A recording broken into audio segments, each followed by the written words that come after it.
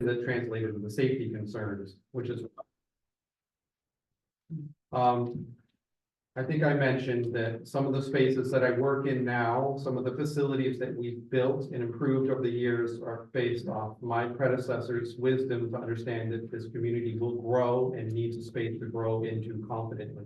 And this island needs a marine facility. It needs a construction yard. It needs to be able to handle and store its own material so that while it may seem like a significant investment now, and it is, it's for this island and it's forever.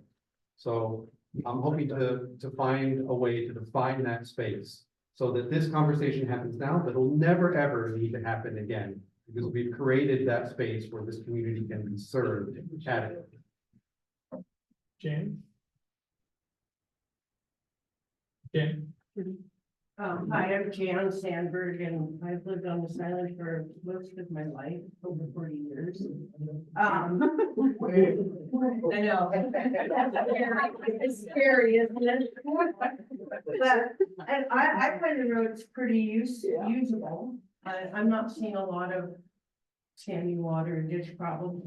The county garbage truck seems to clean out the ditches pretty regularly. I pulled up our sub-area plan, and it's kind of a North Star for me on this island.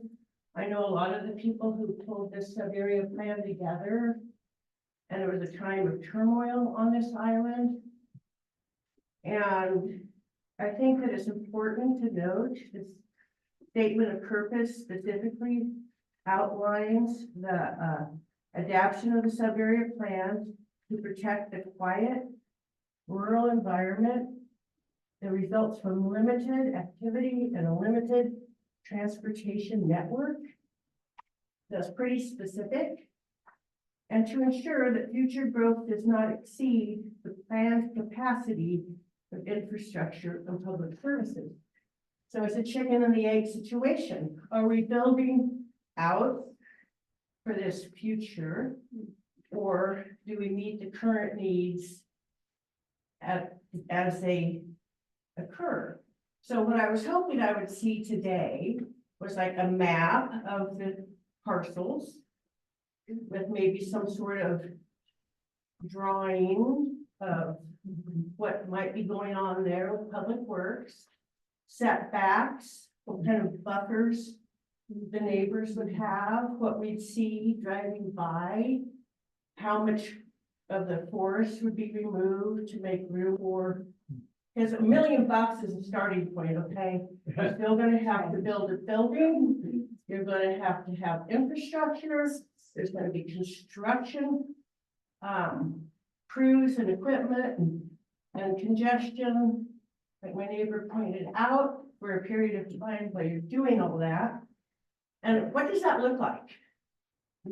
So, you know, I've asked you, Colin and Jane, about, you know, is this a one and done meeting? Are we gonna have more meetings? Are we gonna see this map? Or are we gonna get a description of, you know, I drive by the public works in East Sound. It's not attractive. The one near the dump, it's not attractive. The one in Friday Harbor, which sits way back off the county road, it's not really attractive. I haven't been to Lopez recently, but I'm just thinking, you know, on Shaw, it's very important to us that we maintain this rural, quiet neighborhood. And like Tim and Helen said, it's been quiet there. So it's kind of a real departure for us here on Shaw to explore this and keep an open mind to it. But, you know, I want to know what it kind of looks like. I mean, are you going to clean out all the trees, put in a big round circular drive, put up a building that looks like that? What are we going to see driving by? You know, how many truckloads of logs are going to come off that parcel to make room for the dirt that you're planning for the next 100 years to go there? Are we going to have an opportunity to have another conversation? Are you checking a box that we've had this public meeting? Do you have a public comment period at the commissioners meeting where we can speak to this? We have to request that to be put on the docket. Where do we go from here? What is that? What are the next steps? So, noise and activity and scale is something you talked about, and you mentioned some of the other facilities. The other facilities are sized based off the need of the community. So the facilities you saw on Orcas and Lopez and San Juan, they're that big because the community has that amount of service it provides. And when there's activities at those facilities, it's because we're there working to provide for the community. That translates here. If there are noises or activities at that yard, it's because we're here working for you. And if we're not here working for you, there's nothing going on there. It's quiet because we're not here. We come here, we mow in, we work. There's noise, there's activities, there's trucks. We take care of ourselves. And when we're done, we move off and we go somewhere else. That's the only time you'll hear noise. And it's the same thing that happens at other communities. If there's activities at the public works yard, it's because the crews are there working, taking care of that island. And when they're not there working, taking care of that island or that space or fixing that ditch, they're not there. So, and the scale of the facility is sized based off the need of the community. So there is no reason to grow a facility beyond the needs of the community. One of the things I've tried to impress from the beginning is that our resources are constrained. We are the tiniest we've ever been. And what I'm trying to find is efficient ways for us to provide our services.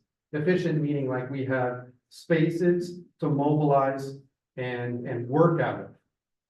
This community does not have that. And when we're working there, again, it's because we're working and doing things for the community. And when we're not there, you won't hear us and it'll be just fine. Yes, You didn't ma'am. really answer the question. Yeah, I think she wants to know, based on that statement, on a plan, what's the beauty strip? Based on the projections, how big is that building? It's not just that, yes, it has. From, I think it's from residential to, an outdoor storage, outdoor construction yard, right? So will there be a state environmental policy act, SEPA, review for that governmental action? Our county code has provisions for citing essential public facilities. You're probably very familiar with that process. So, citing essential public facilities has a review process. It's laid out in county code. The best answer to that question, I would just be reading county code to you, but, So you have considered whether you're gonna go through the SEPA process? the essential public facility process actually absolutely includes SEPA. Okay, It includes a whole list of things that you're probably aware of. and what I'm getting at is if you go through a SEPA process, you're going to have to address a lot of these issues. You're gonna have to address water, you're gonna have to address drainage and grading and drainage and how that impacts the environment. A lot of things people are raising, information that people want to know. It sounds like you're planning on doing that process. Is that correct? It's not, but I just want to make sure that you understand that it's not like a discretionary choice. Like, county activities are treated the same way that everyone else is treated. We go to the permit counter, we submit our plans, we tell, the Department of Community Development about the proposed uses, and they lay out a process depending on the activities and the land use designation, and we follow that. In this case, because of the zoning and the activities, it would be an essential public facility with an activity of an outdoor construction. And there is a prescribed set of processes and rules that we follow, including SEPA. And it depends on the nature of other activities that may develop there, what other entitlements and other processes we follow. Yes, I think I missed a few people took down their hand, but go ahead. My name is Jim Alroy.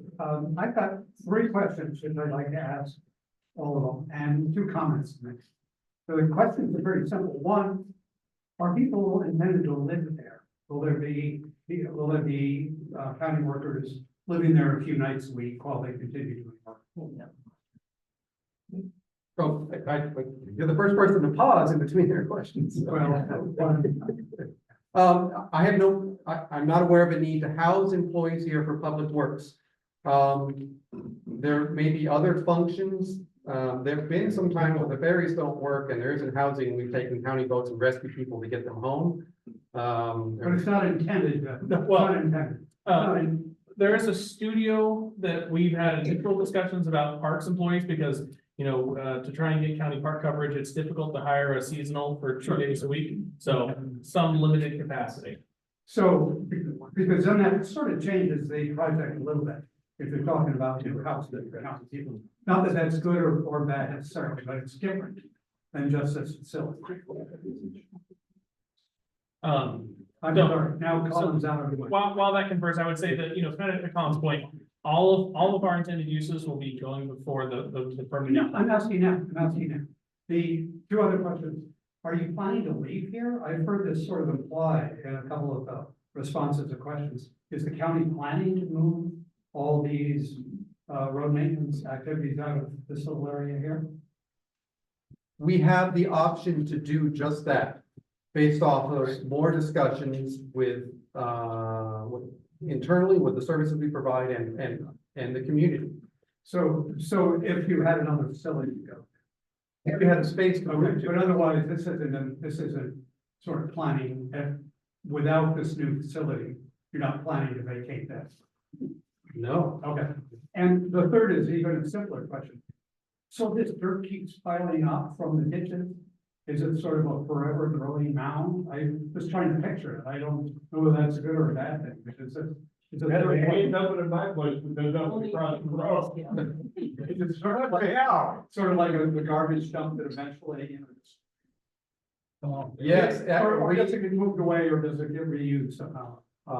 I talked a little bit, I'm not sure if you were here for the whole meeting, but I talked a little bit about recycling materials, and so we tried to not waste material into the land unless there's no conceptual need that we could recycle it into another project. But the dirt you put on the land, it's a pile that just gets crushed. If that were to be its final resting Okay. place, absolutely. But before that, if we had a big enough space, we'd accumulate the material. Before we decided that there was no public need for it and we could waste it into the land. Okay. But Two comments. A lot of the questions people have here have to do with kind of land use questions. Right? And the 17 acres or 16 acres, I've heard of. It seems like a lot for what you have in mind. You didn't actually define how much space you would need for dirt or for this or turnarounds or storage or whatever. And if it's two parcels, that even makes it a little bit more complicated. So I think people are a little bit worried about the camel's nose under the tent. And what other things might be coming down the road. Naturally, you can't say now what the intent is. And no government ever is able to commit the next government that comes in to what might happen. But, people here are very, very wary of weakening safeguards. And so to have two parcels, much bigger than is needed in my understanding, than the purpose at present, makes it a little worrisome, like what might happen to it in the future. But that's a comment. There's no way you can. well, the size of the property is the size of the property. Excuse me, out of line. The size of the property was the size of property offered for sale. Sure, Right. sure. So, I mentioned briefly that, before this one, I was looking at another piece of real estate that was significantly smaller, but it didn't work out. It didn't materialize to this level. So, as I keep mentioning, what else may happen there? I'm curious, like, what other services are we thinking about in this community that you're gonna need from Public Works? Because that's what drives us, right? Is what this community needs from a transportation perspective that the county provides. And that's the activities that you will see here. There's no other reason for us to be there or operate out of there. Colin, I'm not trying to jump on you, but you keep saying you're doing this to help us, and we appreciate that, and we all drive the roads, and so that's not really, you don't need to keep saying that, I think. We understand and we believe that. The question, we're trying to understand what's likely to happen. And it's a little worrisome to have two parcels. Two parcels can be dealt with separately, and the county could come up with some reason to use the other one. I actually think maybe it'd be a good place for the school to build housing for its, or to place its new teacher, but that's a different discussion. I think, actually, I've got a second. I think it's an inconvenient place. I think this is a super convenient, it's like right here. I think down there is inconvenient for your trucks coming and going. The only place that I think would be convenient for would be to stage another fire truck out there or whatever.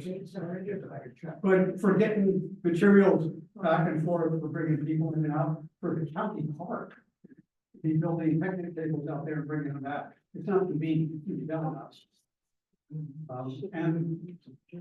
And my other comment, John wants me to do somebody else, but good morning, I have a thought. The other comment is that I appreciate your mention of the marine facility. Because when it comes, I know these are dedicated monies for transportation, but keep in mind that $1 million could go a long way into some other purposes, including marine facility.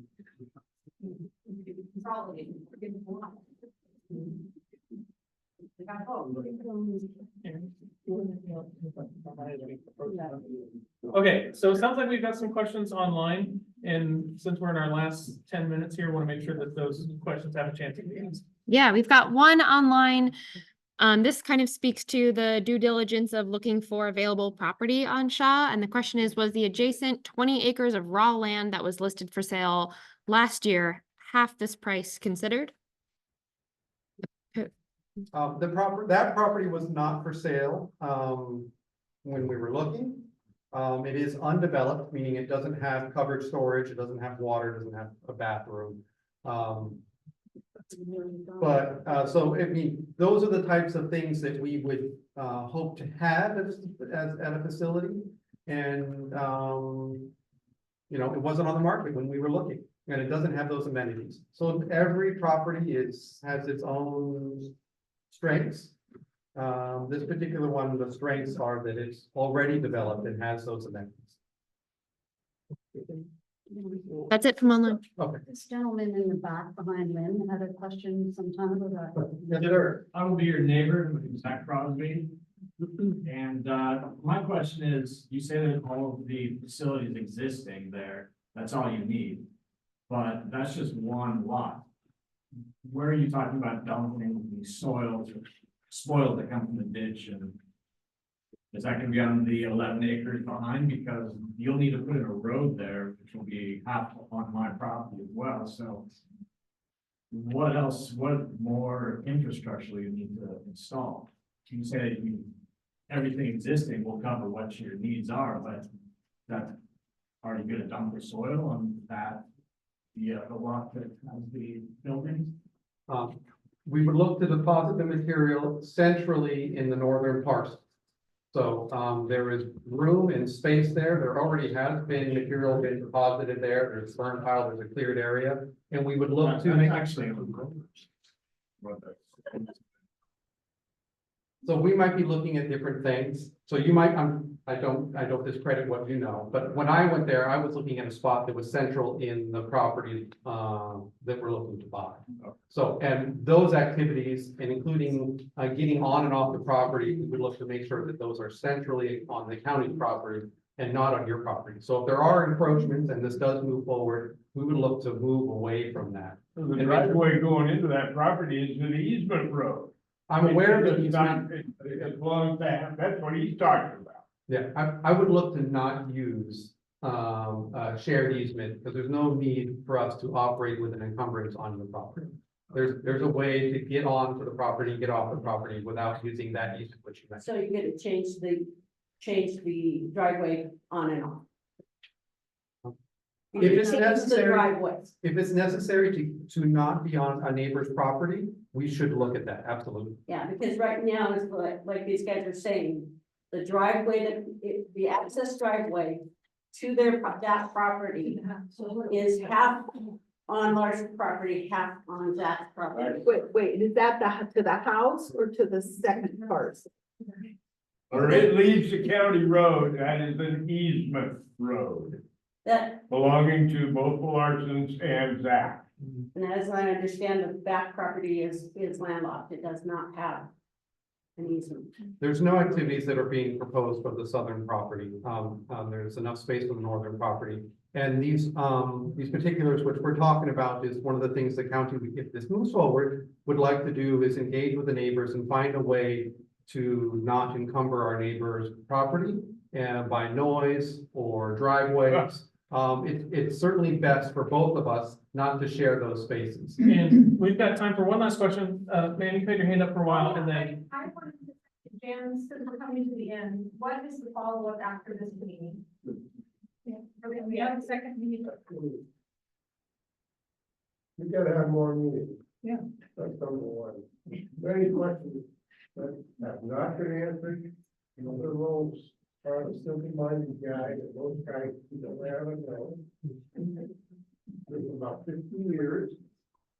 A little bit, like, yeah, it's not too much, but you kind of follow around. But there's so many questions you guys haven't addressed yet. And this has to go on in discussions like we're having now. And I have a sense, many people here, have many more questions. I certainly have many more questions that need to be discussed. This cannot be the end of it.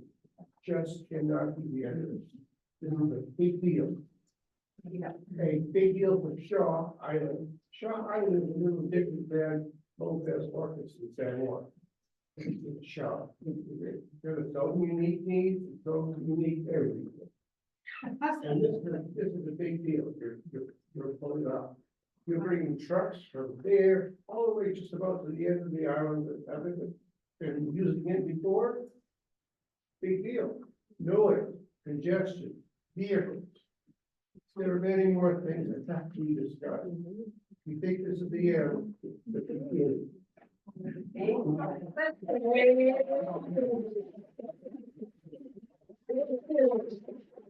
What did you have? it's the question about next steps, and then I was gonna turn over to Jane for comments. at the end of the question. About next steps? Next steps. The only next steps that I can speak to is the end of the due diligence period, which is towards the end of this month. The date is the 26th of this month. So at that point, the county either needs to make a decision on this purchase or renegotiate. So that's the only thing that I. There are many more legal people in this audience right now than certainly me. But this cannot be the end. That cannot be the end. You guys have got to do a hell of a lot more to answer the questions that I know are still here. So, This is the beginning, not the end. You've got to know that. thank you very much for your comment, and I've heard it, I've listened to it. I am one of 3 council members, and of course, I would not entertain a discussion of this further without my seatmates present. Ultimately, council makes a decision, and we are not here having this meeting to ignore the voice of the community. So all of your comments and questions are heard and appreciated. You are welcome to continue to ask more of Colin, of myself, in the coming weeks. We have not made a decision now. I'm not even saying we will make a final determination in the next 2 weeks. We'll have to come to some conclusion, but we are very much hearing all of your comments and questions and concerns. So you know, by the way, separate from this, on July 23rd, the county council will be holding one of its monthly Tuesday meetings on Shaw Island. And I would like to have you entertain as a community. Sir, thank you. I'm very glad. I hope you'll be there and participate. Yeah, we were here last May and we do this every year. We have one county council meeting on each of the ferry served islands. So we are coming here again on July 23rd. And last year, referencing the sub-area plan, and thank you, Jan, for speaking to it again. A question was raised by one of your community members as to why has the standing committee that was meant to be set up in this plan never been established? Well, when I come back with my seatmates in July, I hope that some of you will have read this plan, contemplated the need to update it, which it hasn't been touched in 23 years, and contemplate how best to have that standing committee set up.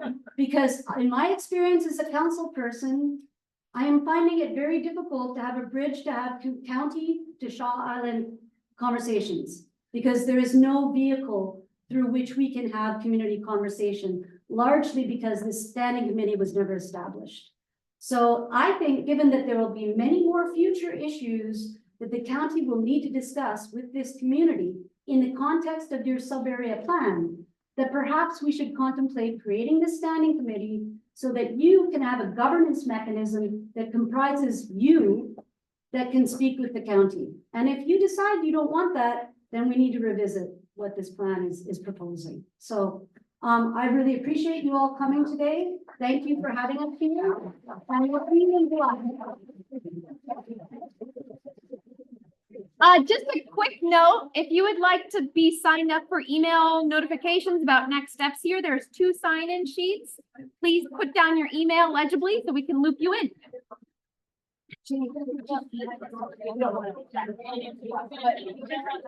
If you're signed up to that, yeah, yeah.